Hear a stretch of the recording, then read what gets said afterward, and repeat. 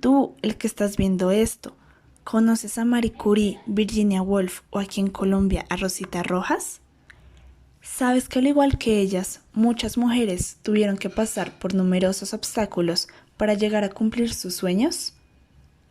A lo largo de la historia colombiana podemos observar cómo las mujeres han sido encasilladas por la sociedad dentro de ideales y estereotipos, y cómo esto le ha impedido a la misma mujer tener capacidad de agencia y una voz propia que le permita representar lo que realmente vale en la sociedad, en temas como la educación, el trabajo, las leyes y hasta lo más íntimo como lo es su sexualidad.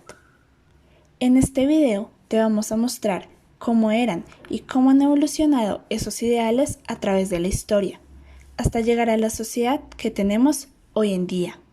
Una sociedad mucho más equitativa y abierta a nuevos cambios. Devolvámonos a la colonia, época difícil y con muchas reconstrucciones y cambios culturales que marcaron nuestra historia de forma trascendental.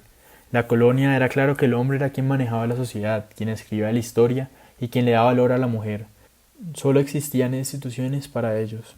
Se dice que la educación es una de las fuentes primarias para formar el carácter individual y de esta manera formar el carácter de la sociedad. Pues tan solo fue en el siglo XVIII que empezaron a surgir instituciones educativas con carácter religioso, con el fin de imponer prácticas cristianas y lingüísticas a los indígenas para poder así ejercer el poder. Las mujeres se limitaban a realizar los trabajos caseros, ser una madre y una esposa ejemplar. Fue en 1583 que se fundó el primer monasterio, con el fin de prepararlas para el matrimonio. Acá aprendían a leer, escribir, a tejer y otros oficios domésticos. En la República la sociedad comenzó a interesarse más por la educación, pues era parte del proyecto formar ciudadanos demócratas con mayor nivel cultural para garantizar una civilización feliz y de cara al progreso.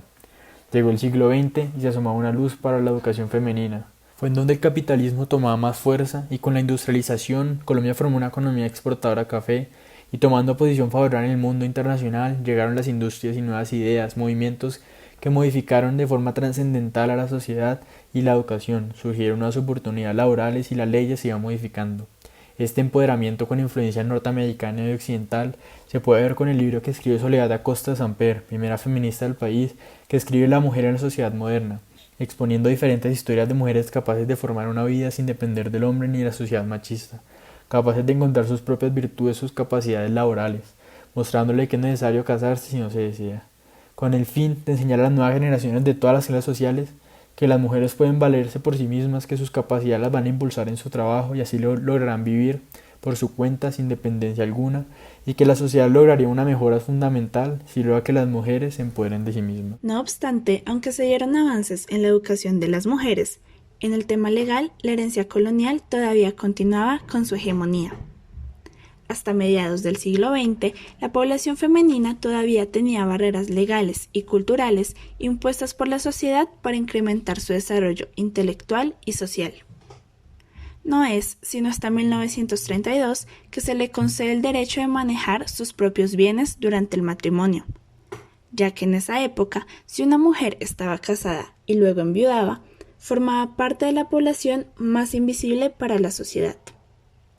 O en 1936 que se le otorgaron derechos políticos para ejercer cargos, es decir, tener empleos, y más tarde se le da acceso a la educación universitaria, la cual hasta el momento solo pertenecía a los hombres de élite.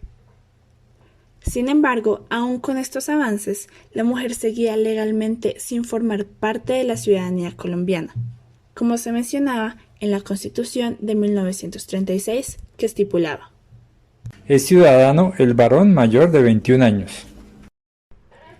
A diferencia de países europeos, donde las mujeres ya estaban en capacidad de elegir y ser elegidas desde la primera década del siglo XX, y en algunos países latinoamericanos como Ecuador y Brasil, que desde 1930 ya consignaban plenos derechos políticos a las mujeres, en Colombia la población femenina obtiene el derecho al voto 40 años más tarde, en 1954. Las mujeres que por primera vez ejercitan el derecho al sufragio acuden en cantidad que en algunos sitios supera a la de los varones.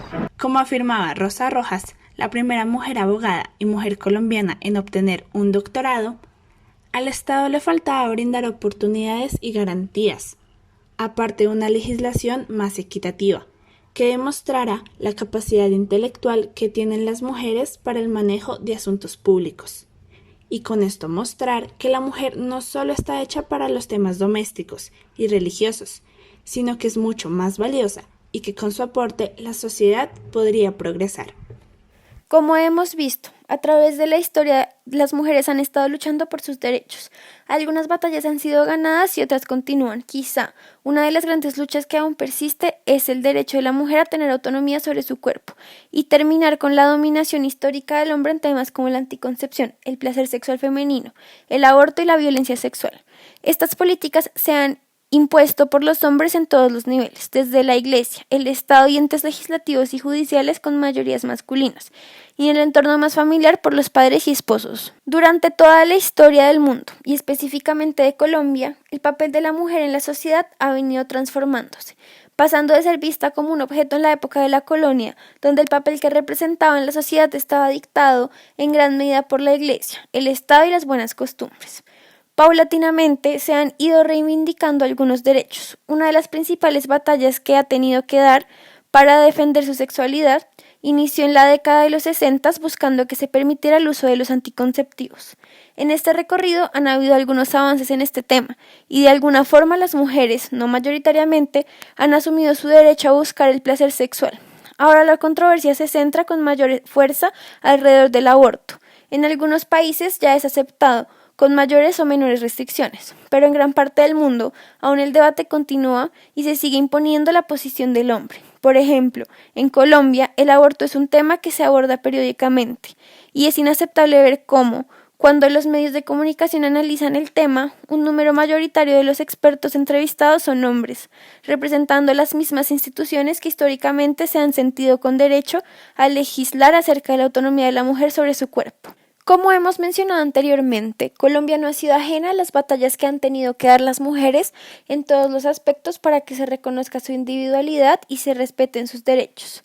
Gran camino han tenido que recorrer para dejar de ser vistas como la propiedad de los hombres y demostrar que una mujer es un individuo capaz de ser, sin necesidad de un hombre y de la sociedad. Paso a paso han tenido triunfos como el derecho al voto, a la educación y al trabajo.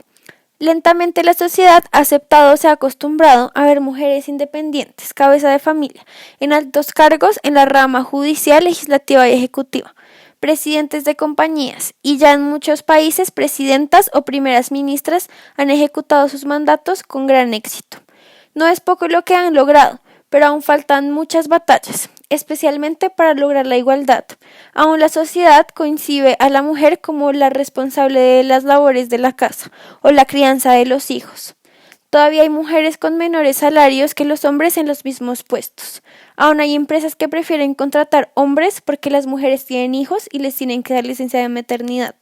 Todavía están los hombres discutiendo si la mujer es dueña de su cuerpo o no. El camino es largo. Y aunque es importante reconocer lo que han logrado, deben ser conscientes que aún falta mucho por recorrer. Nunca he creído que por ser mujer deba tener tratos especiales. De creerlo estaría reconociendo que soy inferior a los hombres, y no soy inferior a ninguno de ellos. Marie Curie.